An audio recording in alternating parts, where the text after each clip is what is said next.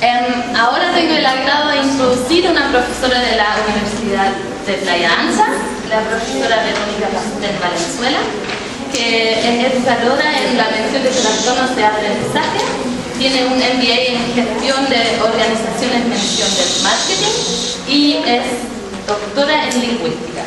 Ella, su área de especialización y investigación es lectura, la producción de textos y déficit atencional. Y fue jefa de carrera del 2000 hasta el 2004 en la UCLA y directora del Departamento de Educación Diferencial de 2010 hasta 2011. Ahora la voy a dejar con ella, les voy a dejar con ella, que disfruten.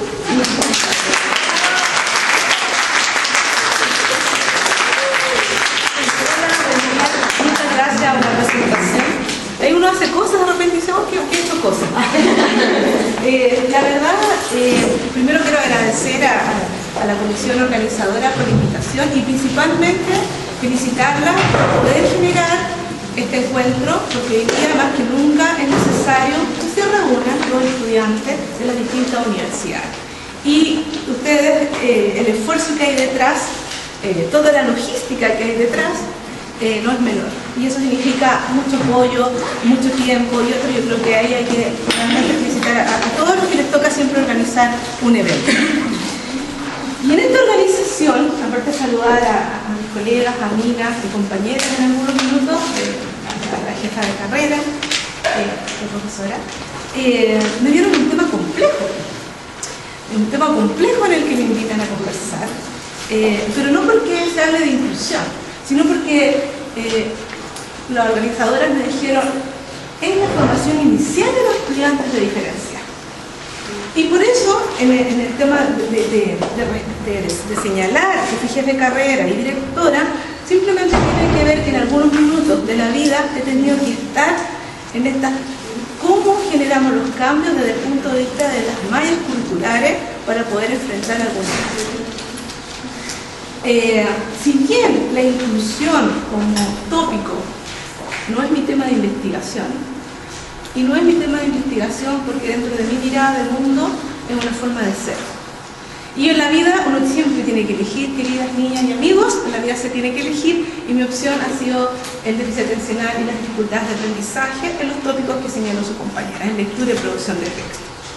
Sin embargo, creo que puedo compartir con ustedes algunas cosas, porque cuando hoy día se habla de la inclusión desde los decretos, desde las normas, y esto significa un revuelo abajo, les quiero contar que yo soy de la generación que me tocó instalar temas.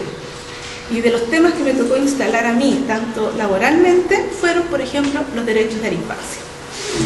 Hoy día los derechos de la infancia para ustedes es un tema que está absolutamente incorporado, no se discute, pero a mí me tocó ir casi puerta a puerta, colegio por colegio, sala por sala, capacitando profesores, como estudiante y además como profesional, cómo instalamos la temática que se llamaba primero derechos del niño. Y después se llamaba, y se toma, y hay discusiones terminológicas de los derechos de la infancia. Y no es un tema distinto, porque si ustedes miran la base de los derechos humanos, que desgraciadamente los derechos de la infancia se generan producto de que los derechos humanos estaban siendo respetados. Estoy hablando que yo soy de la generación de los 90, yo estudié en los 80 en la Universidad de Playa Ancha, y me toca todos los cambios culturales, normativos, etcétera, de la primera etapa de los 90.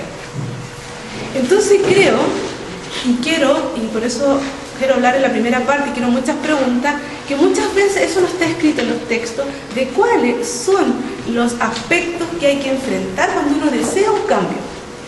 Porque los cambios no se cambian por decreto. Sería maravilloso, y nosotros todos somos de educación, que dijéramos, mañana vamos a hacer tal cosa.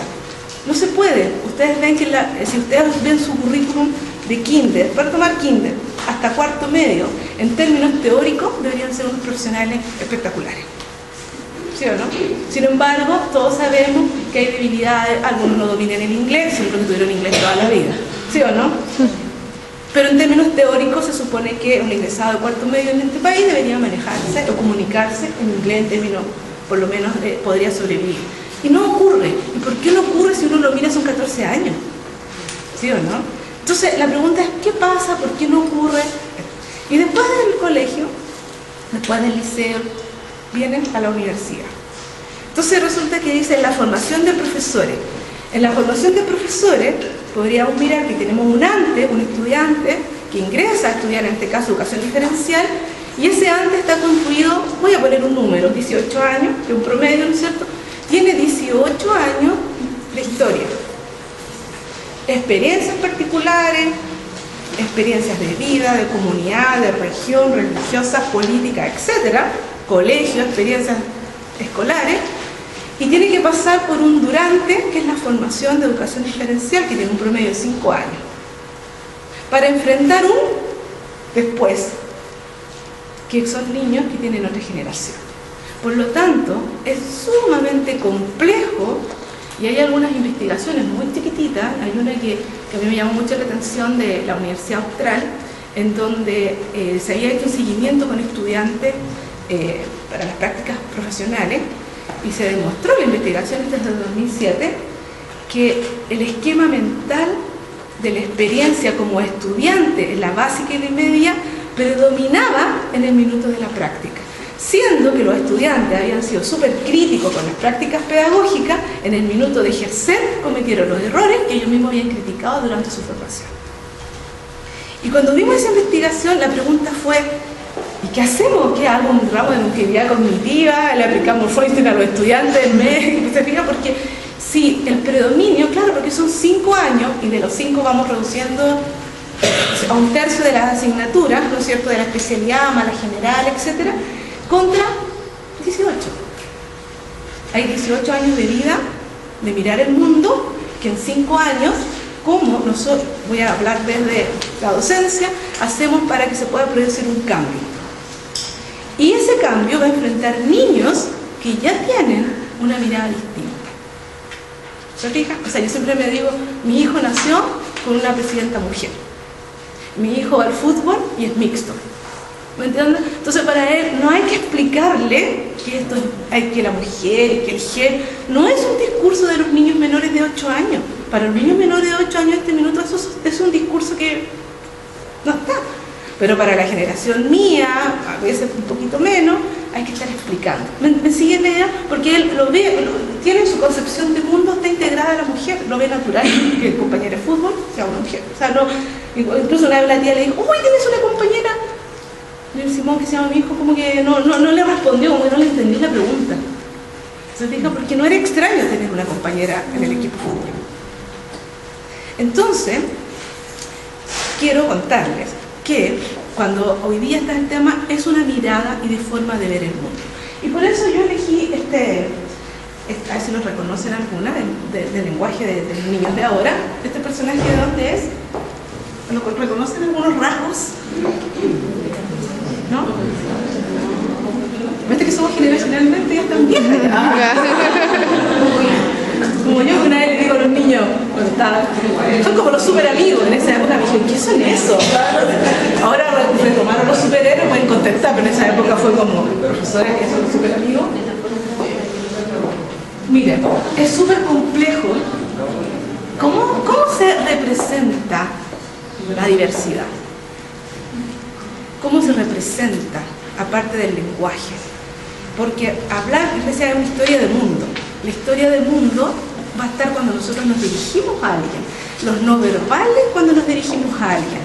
La forma en que vamos a seleccionar nuestras palabras cuando nos relacionamos con otra persona. Y cuando yo tengo que hacer una guía, cuando yo tengo que hacer un afiche, cuando yo tengo, ¿me entienden? ¿Cómo represento la diversidad?